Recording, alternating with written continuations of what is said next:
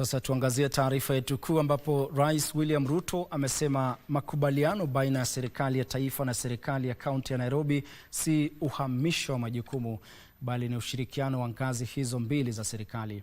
Akizungumza katika ikulu ya Nairobi baada ya kusainiwa kwa makubaliano hayo chini ya sheria ya maeneo ya miji na majiji, Rais alisema tayari majukumu mengi ya kitaifa na hana hamu ya kusimamia jiji hilo kuu, akiongeza kuwa ushirikiano huo umechelewa kwa miaka 14. Imesainiwa na imetiwa muhuri. Thank you very much. Makubaliano kati ya serikali ya kitaifa na serikali ya kaunti ya Nairobi yamezingatia kifungu cha 6 cha sheria ya maeneo ya mjini na majiji. This cooperation agreement is 14 years late. It should have been in place with the advent of devolution. The last time such a document was signed, a similar one, people had other things.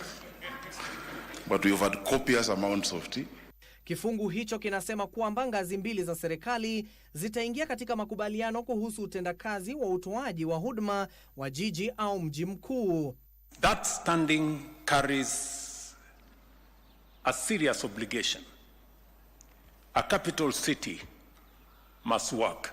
Rais William Ruto amesema kwamba makubaliano hayo si uhamisho wa majukumu bali ni ushirikiano kati ya ngazi hizo mbili za serikali. For the avoidance of doubt, I have no interest in running the city of Nairobi. My hands are full.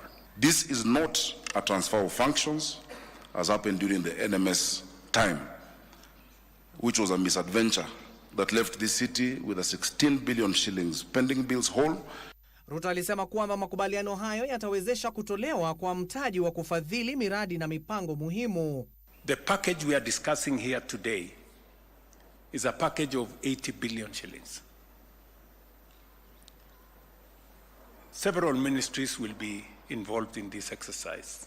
Kiongozi wa taifa alisema kuwa shilingi bilioni 1.5 zitawekezwa katika transformer ili kupunguza gharama za umeme kwa familia zenye kipato cha chini. So I also want to ask people living in those areas, we are on the same side.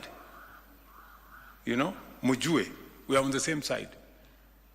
Hawa watu ambao wanafanya illegal connection, they are exploiting you and they are stealing from us. Shilingi bilioni 7 zaidi zitatengewa kwa ajili ya maji na shilingi nyingine bilioni 9 zitengewe kwa ajili ya kazi za usafi katika mji mkuu.